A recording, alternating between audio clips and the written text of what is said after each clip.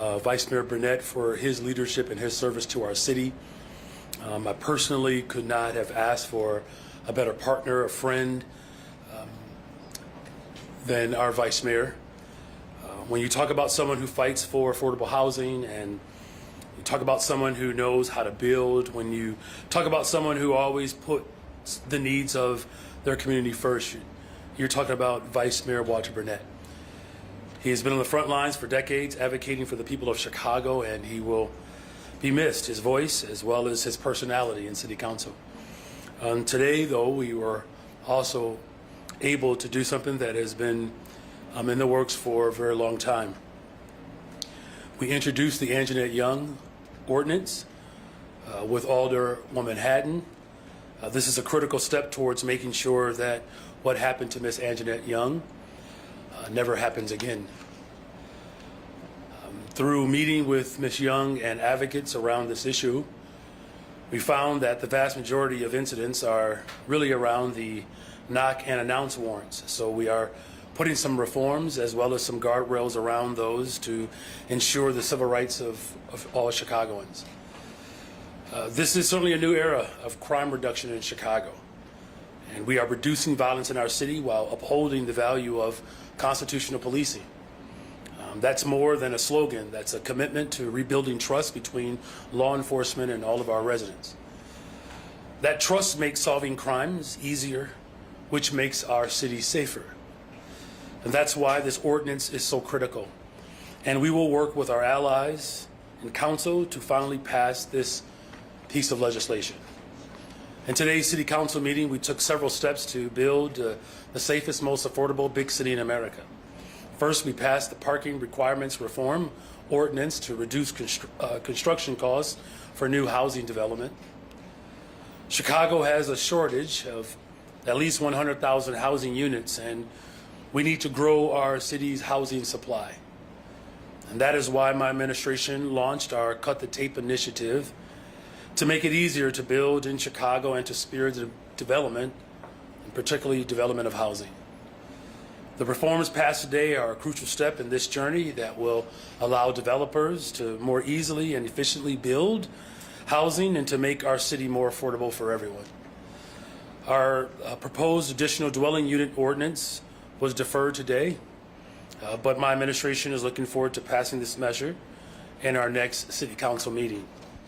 ADUs would provide residents with more housing options, flexibility, and affordability.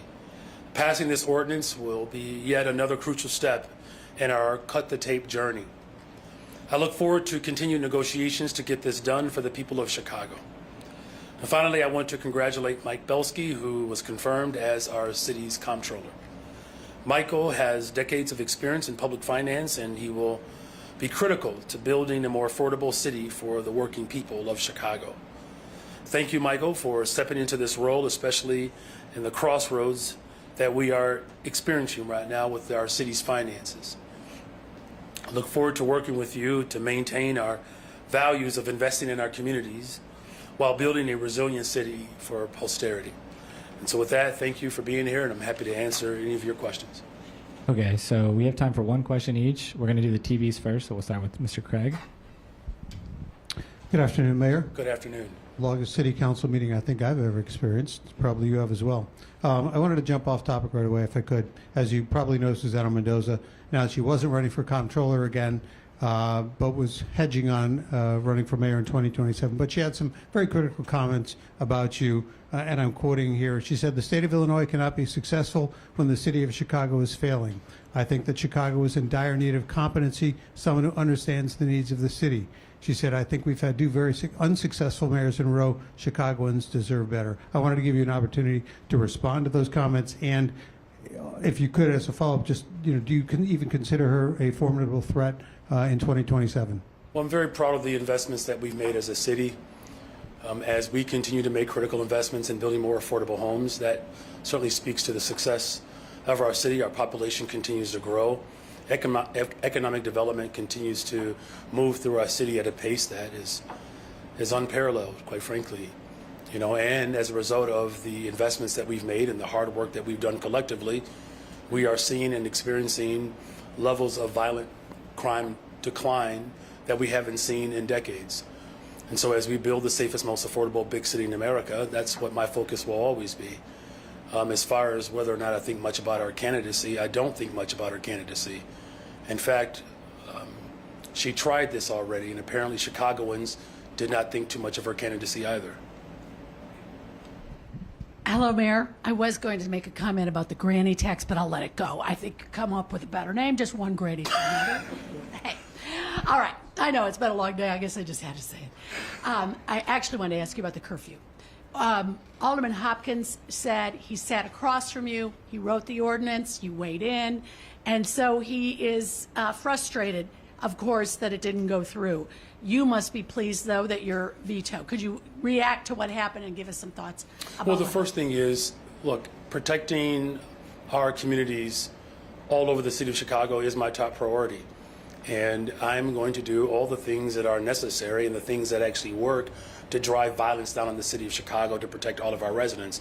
And clearly, the work that we have put forward thus far has shown promise, right? There's certainly more work to be done, but again, homicides are down 32%, shootings are down 38%, shooting victims are down nearly 40%, robberies are down, I believe roughly 34%. Violent crime as a whole is down in the city of Chicago, and then as we continue to make critical investments, as we continue to make sure that we're sharpening and strengthening our detectives division so that we can solve crime and that serves as a deterrent, that's the collective response. It's policing and affordable homes, policing and investing in our young people, policing and expanding mental and behavioral health care services. But we can't go back to the things that have proven to be not only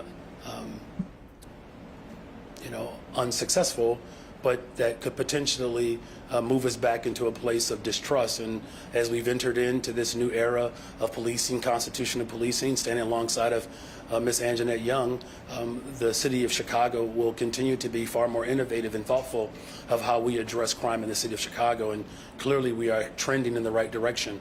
So there's no need to embrace anything that would do otherwise. Hi, Mayor. Hi.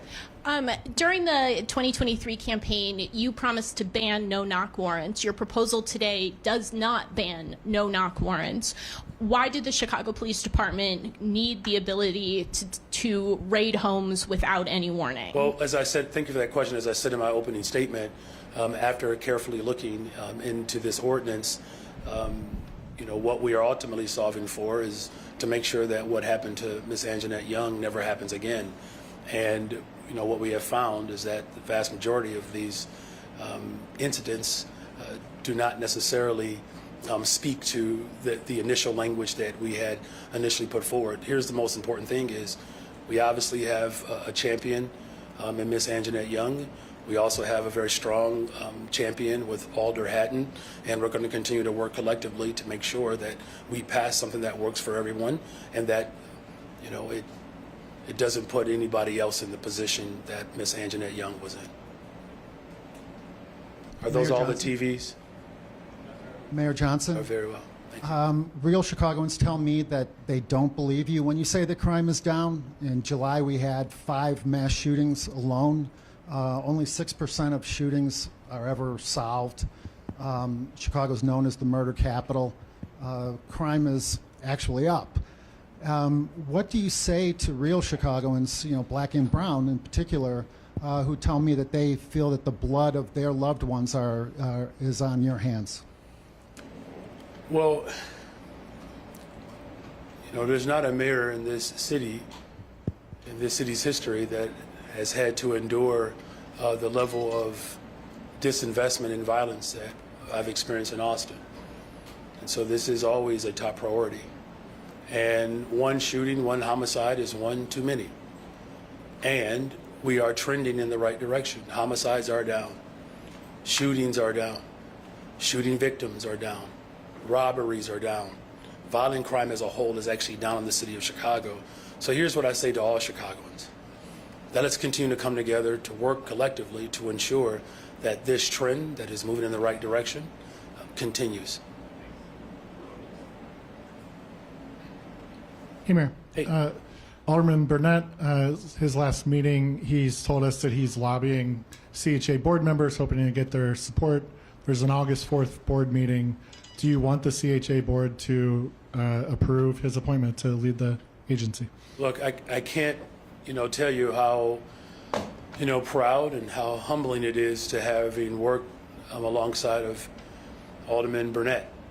And, over 2 decades ago, I was a young guy, and I don't think either one of us had gray, by the way, in our hair.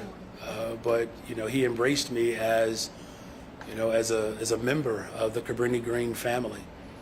And his story is one that should be reveled, quite frankly. Now, as far as, the consideration, there's no secret that he is in strong contention for this opportunity. And there are, of course, a couple other candidates that are in consideration, but Alderman Bernett is certainly at the top of that list. Hi, Mayor. Hi. So Artist Restaurant and Lounge, the site of the mass shooting in River North, which occurred about 2 weeks ago, they announced yesterday on their social media that they are permanently closing, citing political hostility. A reminder, Artist is a Black queer-owned restaurant that had just recently opened. Alderman Riley made some comments about the restaurant that people have called short-sighted, and some people have referenced his statement specifically as being a dog whistle. And I'm curious, what is your response to the permanent closure, and do you think that that's warranted?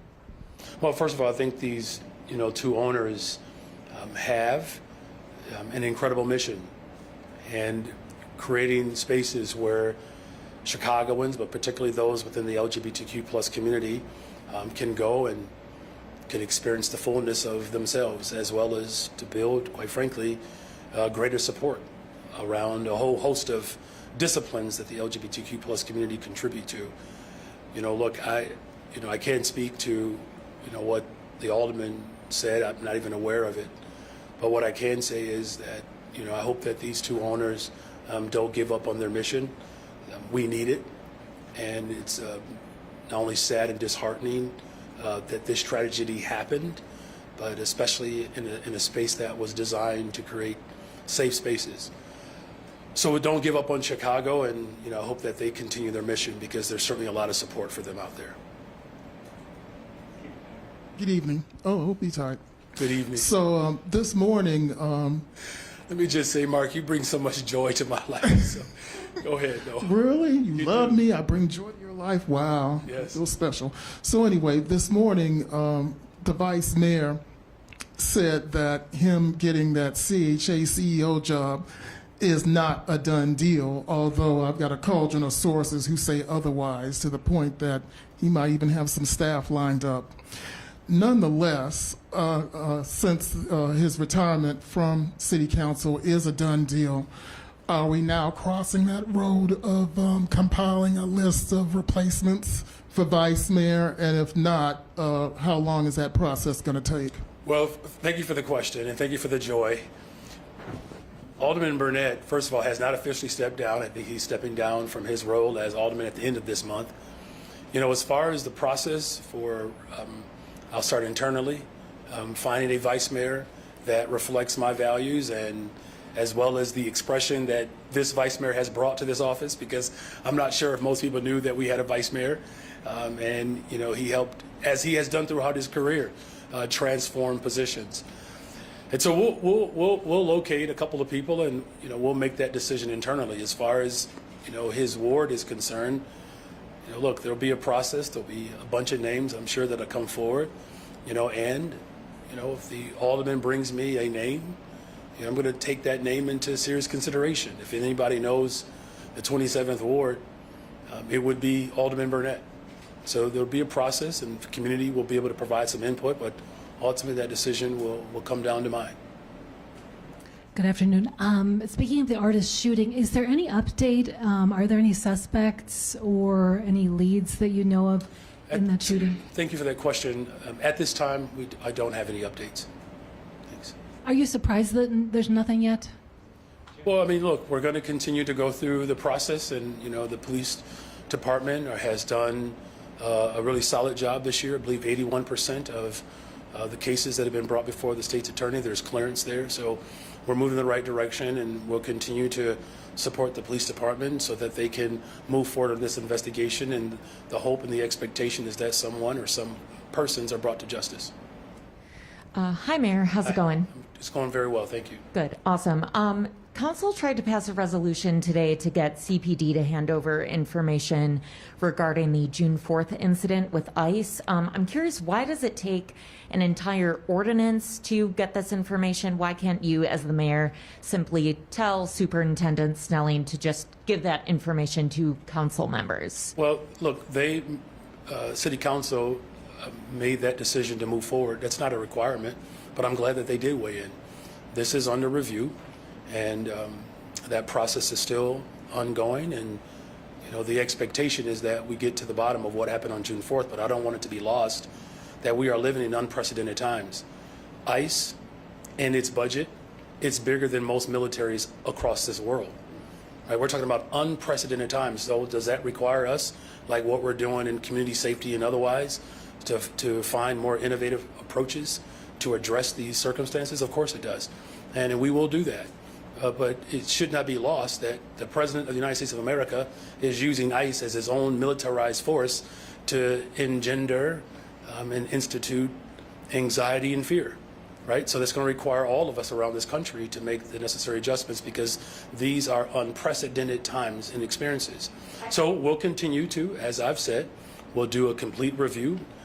There will be a full assessment of what happened on that day, and we'll make adjustments as we respond to the tyranny and the authoritarianism that's coming from the President of the United States of America. Thank you. Good evening, Mayor. Yes, it is. Ahead of zoning chair opening up again, do you think the spot should remain within the Black Caucus, and why or why not? Well, look, the most important thing here is that, we have someone who chairs committees, or all of our chairs that chair committees that reflect my values to build the safest, most affordable big city in America. We'll go through a process like we have always gone through, and the person that best reflects our ability to build the safest, most affordable big city in America, particularly out of this committee, which has incredible consequence to us being able to deliver that. I feel very confident that we'll find the right person to fill the shoes and the expectations that I have. Hey, Mayor. Hey. Alderman Quinn told me today that he is still opposed and DMP'd the ADU ordinance because it doesn't give him control in neighborhoods like his with lots of detached single-family houses. Why are you opposed to giving him that control? Because this is not about one individual, right? This is about the entire city of Chicago, right? Look, here's the thing. There are 100,000 units that we are short in building real affordability in this city. And that's what the focus is. That's what the focus always has to be. It's a city, right? It's 50 wards, right? And it's a diverse city. And people want to be able to live and afford here, and be able to afford to live here. And I'm going to do everything in my power to work with the entire city council to be able to accomplish that. Now, look, we have put some safeguards in place to be able to, create a little bit more structure and stability so that when decisions are made, the community can have input. But I can tell you this, what people are most concerned about, and this is all over the city, is that if we don't build more affordability, that will change the culture of our communities. Where people cannot afford to live in this city, that is far more dangerous than some of the trepidations that might be coming from some alders. Is that everybody? Good. All right. Thank you all. Very well. All right. Great. That's okay. It's just one day. Look, I just got home from Australia.